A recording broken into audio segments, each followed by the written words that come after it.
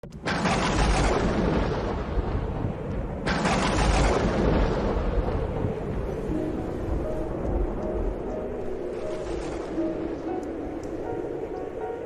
premier jour de la fête des pains sans levain, où l'on immolait l'agneau pascal, les disciples de Jésus lui disent « Où veux-tu que nous allions faire les préparatifs pour que tu manges la Pâque ?» Il envoie 2 de ses disciples en leur disant « Allez à la ville, un homme portant une cruche d'eau viendra à votre rencontre, suivez-le. » Et là où il entrera, dites au propriétaire, « Le maître te fait dire où est la salle où je pourrai manger la Pâque avec mes disciples. » Il vous indiquera à l'étage une grande pièce aménagée et prête pour un repas. Faites-y pour nous les préparatifs. Les disciples partirent, allèrent à la ville, ils trouvèrent tout comme Jésus leur avait dit, et ils préparèrent la Pâque. Pendant le repas, Jésus, ayant pris du pain et prononcé la bénédiction, le rompit, le leur donna et dit, « Prenez, ceci est mon corps. » Puis, ayant pris une coupe et ayant rendu grâce, il la leur donna, et ils en burent tous. Et il leur dit, « Ceci est mon sang, le sang de l'alliance versé pour la multitude. Amen, je vous le dis, je ne boirai plus du fruit de la vigne jusqu'au jour où je le boirai nouveau dans le royaume de Dieu. » Après avoir chanté les psaumes, ils partirent pour le mont des Oliviers. Acclamons la parole de Dieu. Nous célébrons aujourd'hui la solennité du Corpus Christi. C'est un jour merveilleux. Tout d'abord, lorsque nous célébrons une fête qui a un message dogmatique, nous devons d'abord nous rappeler ce qu'elle signifie. C'est la foi que le Christ est vraiment vivant dans l'Eucharistie. Le Christ dans l'Eucharistie n'est pas un symbole. Le Christ dans l'Eucharistie est une personne. Il est vivant, il est présence réelle et il est vivant dans son humanité et dans sa divinité, dans son corps et dans son âme. Le Christ est vraiment vivant dans l'Eucharistie. Est-ce que c'est difficile à croire? Un morceau de pain ou quelques gouttes de vin, c'est difficile à croire? Était-ce plus facile de croire que Dieu était là lorsqu'il était dans les bras de sa mère à Bethléem, ou lorsqu'il a été crucifié? La foi en la divinité du Christ à Bethléem ou sur la croix, il n'y avait aucun doute que sur son humanité, mais la foi en la divinité du Christ n'est pas plus difficile dans l'Eucharistie qu'à Bethléem ou sur le Golgotha. La foi en la divinité du Christ est donnée par notre expérience, et notre expérience est beaucoup plus facile et forte dans l'Eucharistie que si nous l'avions vu là à Bethléem, ou même si nous l'avions vu mourir sur le calvaire. Pourquoi? Parce qu'en le voyant sur le calvaire, vous voyez ou vous avez vu un homme vaincu. Et il était difficile de croire que cet homme vaincu était Dieu. Alors qu'en le voyant dans l'Eucharistie et en le mangeant dans l'Eucharistie, vous en faites l'expérience. Au-delà de toute suggestion, je ne dis pas qu'à chaque Eucharistie, que chaque fois que vous recevez la communion, vous en faites l'expérience. Cela dépendra certainement beaucoup de vous. Mais je suis sûr que nous tous, de nombreuses fois, nous en avons fait l'expérience et de nombreuses fois. Cela s'est accompli. En chacun de nous, cela s'est accompli. Ce pourquoi il demeure dans l'Eucharistie, et c'est la réponse à la question suivante. Pourquoi l'Eucharistie? Je veux dire que nous avons souvent, peut-être même toujours, fait l'expérience de la réalisation de la promesse de Jésus. « Venez à moi, vous qui êtes fatigués et chargés, et je vous soulagerai. » Parfois, il y a eu des miracles, je pense aux miracles eucharistiques ou aux miracles personnels, où nous avons senti le Christ battre dans notre cœur, en nous, battre dans notre cœur, mais sans en avoir besoin, nous nous sommes sentis réconfortés, soulagés, fortifiés, au point de pouvoir dire, comme ces martyrs d'une petite ville d'Afrique du Nord, au IVe siècle, pendant la persécution de Dioclétien, quand on leur a dit que leur vie était épargnée à condition qu'ils ne se réunissent plus jamais pour célébrer la messe. Ils ont dit, sans l'Eucharistie, nous ne pouvons pas vivre, tuez-nous. Ils ont dit au gouverneur romain, tuez-nous, cela nous est égal, parce que sans l'Eucharistie, nous ne pouvons pas vivre. Pourquoi le Christ reste-t-il dans l'Eucharistie? Tout d'abord, pour cela, pour que la promesse qu'il nous a faite s'accomplisse, qu'il soit toujours là pour être notre consolation et notre force.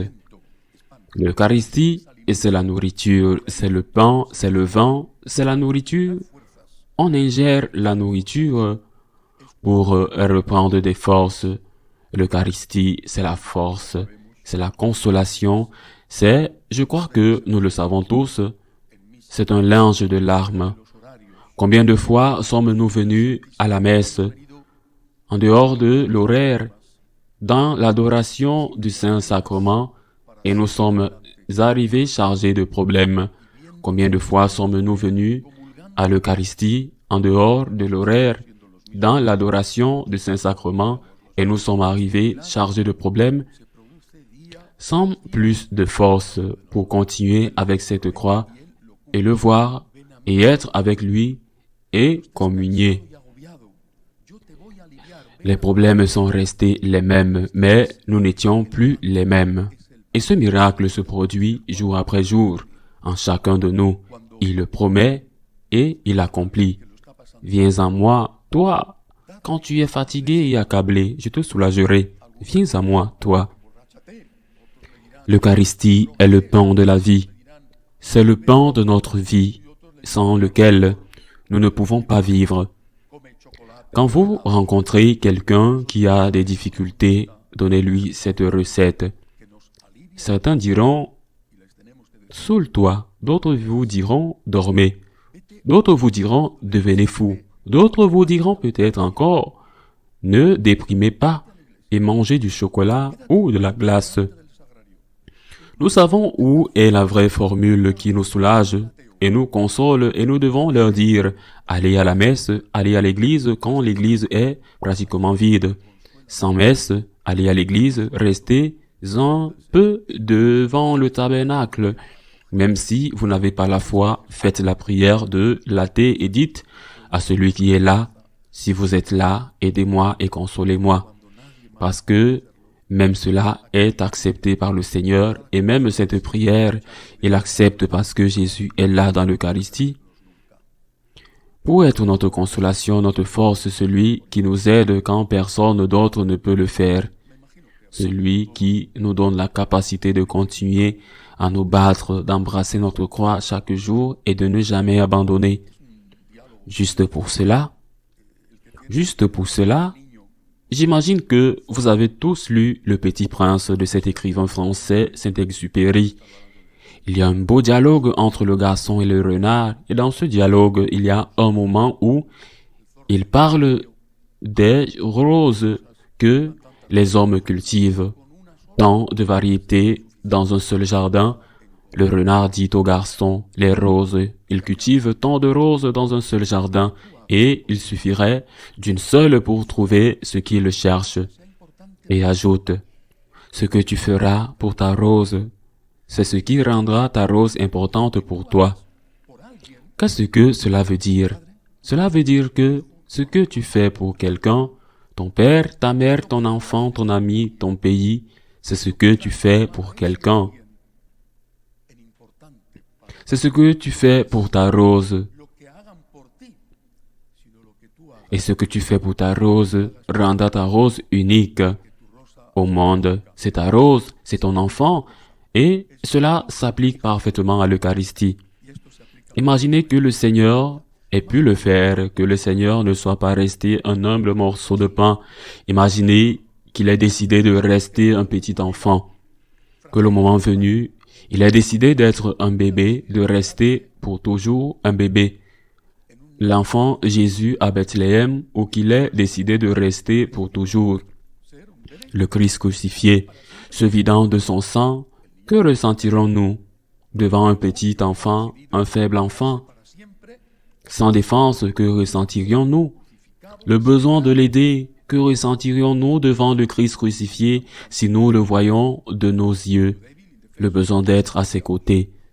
Nous ne pouvions pas faire grand-chose pour lui, mais être à ses côtés, le réconforter par notre présence, avec nos paroles d'affection, de gratitude, avec notre défense, comme l'a fait le bon larron, en aidant l'enfant, en le nourrissant, en le protégeant du froid, en le sauvant des méchants soldats d'Hérode, en accompagnant le crucifié. Le Christ, le Dieu puissant, s'était fait tout petit à Bethléem, s'était fait pratiquement faible, à l'extrême sur la croix. Pourquoi faire? Pour que vous puissiez faire quelque chose pour lui. Et c'est ce que le Seigneur recherche en restant si faible dans l'Eucharistie. L'Eucharistie est le Dieu faible, plus faible qu'à Bethléem, plus faible même sur le calvaire, et si fragile, si susceptible d'être abusé, si souvent de manière sacrilège. Et il le tolère humblement. Combien de profanations, et il endure combien de solitude, et il en souffre. Pensez-en combien de catholiques ne vont jamais passer du temps avec lui, ne vont jamais à la messe. Pensez à combien de catholiques ne peuvent pas prendre la communion, et qui sait combien de temps cela fait depuis qu'ils se sont confessés. Il est extraordinairement faible, et parfois nous attendons avec une grande douleur que dans une église ou une autre il y a eu une profanation, quelqu'un est entré, peut-être pour voler, pensant que le ciboire qui le conserve est en or, etc. Enfin, ou simplement pour faire du mal, et il le supporte et il accepte. Pourquoi? Pourquoi? Parce qu'il veut que nous soyons forts. Quand tu fais quelque chose pour quelqu'un, c'est important pour toi. Mais c'est toi qui t'en sors mieux. Quand tu donnes, c'est toi qui t'enrichis. La faiblesse de Jésus est notre force. Sa pauvreté est notre richesse. Quand je le contemple faible et que je lui dis, je suis là parce que je t'aime, aussi parce que j'ai besoin de toi, mais je suis là parce que je t'aime. Alors, c'est là que je m'enrichis et que je me fortifie.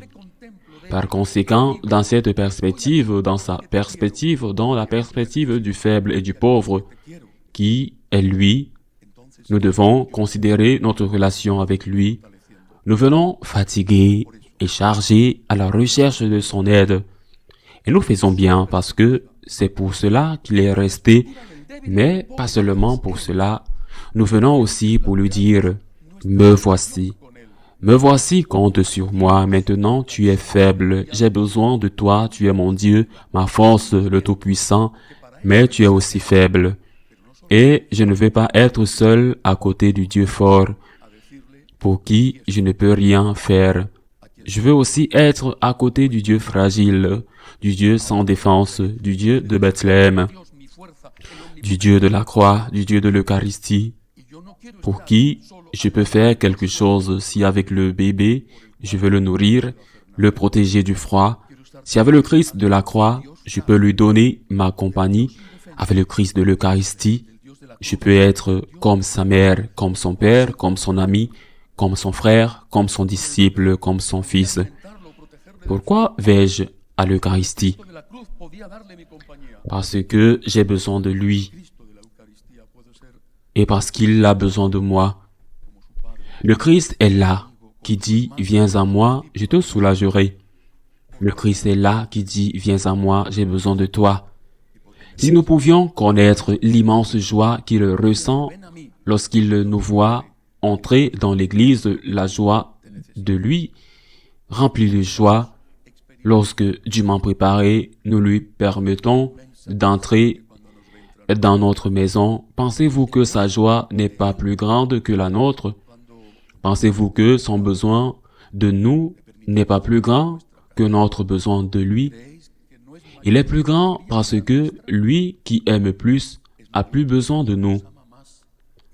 Ainsi, lorsque quelqu'un dit « Je ne peux pas aller à la messe, je suis occupé, je ne vais pas à la messe, je suis fatigué », as-tu pensé à lui?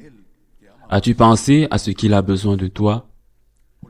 Quand vous avez votre père, votre mère, des personnes âgées, des malades, peut-être à l'hôpital, pensez-vous à leur rendre visite selon vos besoins ou selon les leurs?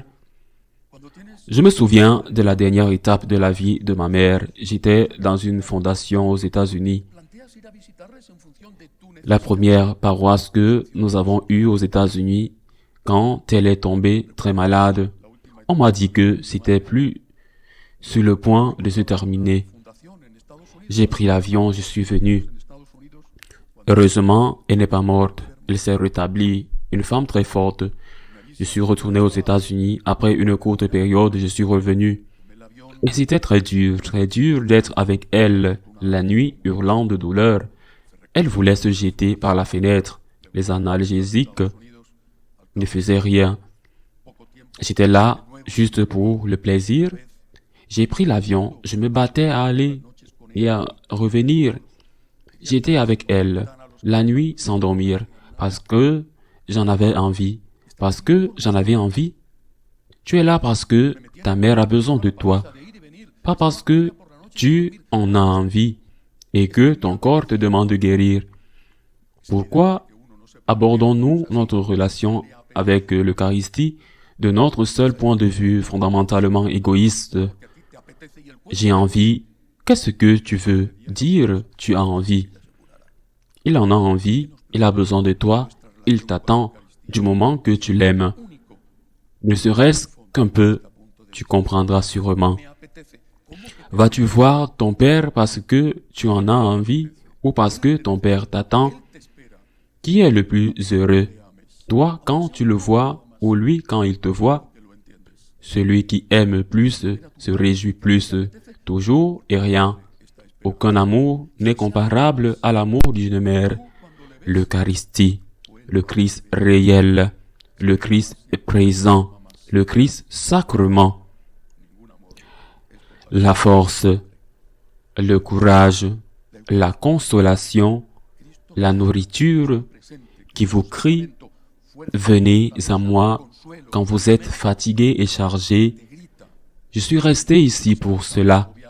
Venez à moi. » Mais elle vous crie aussi « Venez à moi, j'ai besoin de vous. » Et c'est sa force qui nous rassasie et c'est sa faiblesse qui nous fortifie. Ainsi soit-il.